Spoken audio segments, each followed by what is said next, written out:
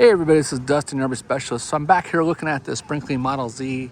This is a 2025 and it's in here for its first wheel bearing pack. And as you can see, Gino's over here and he just got done, putting these seals in the hubs in the last video. And he's tightening and adjusting off the spindle nut right now. Then he'll go back and get everything torqued, get the wheels all mounted down, and so on. But what I wanted to show you over here on that side, so if you said, hey, you know what, I've never seen what brakes look like, and so we'll throw out to Gen Y. If you don't have a Gen Y, this one looks like it was a factory installed Gen Y. I recommend that you get one. You can order those with or without those now on the Brinkleys. So if you've ever wanted to take a quick peek, I won't go over all the components of it, but this is basically a backing plate.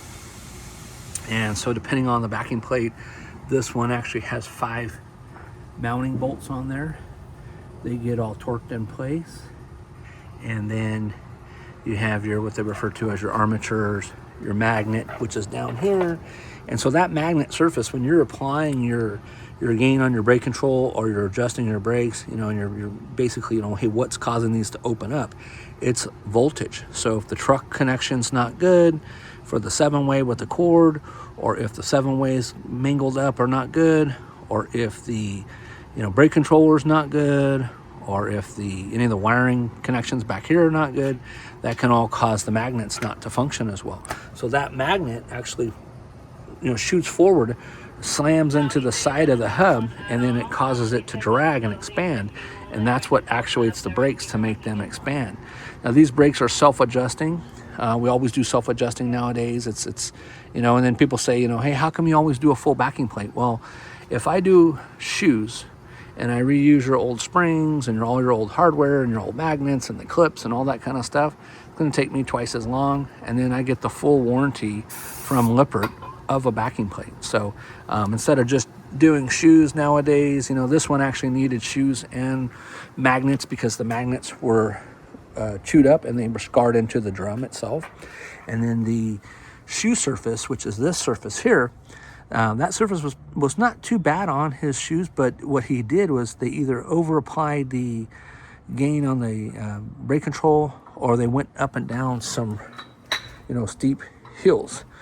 So they basically burned or cooked, you want to call it, varnished, or whatever terminology you want to refer to. They basically burnt the shoes, which then ultimately caused the seals that are in these hubs to heat up. And when the seals heated up, again, I could say it's like the thickness of like pieces of paper, right? When those seals get distorted from whether it be heat, use, hard travel, vibration, whether they were seated right, whatever the scenario was, when those get heated up and they leak, this is now stuck on that spindle and it's spinning and it's flinging grease on the shoes, on the magnet surface, and on the shoe surface. So whenever you do, machine rotors or machine drums, you're machining, cutting this new surface. Now the pictures that we took of the previous ones, this was all damaged where the magnet had been cutting into it. So they had to cut layers of that away. And then we went ahead and had them clean up the shoe surface as well. So they had to cut that each one twice down at the machine shop, which we have to run them down there, drop them off, wait till they get done with them, go back and pick them up. Then he's got to come back and he's got to re-clean them again to get all the dust, all the metal flake out of everything before he puts it back together. So, all right, well, stay tuned for more. This is Dustin again, your RV Specialist. I got Gino here.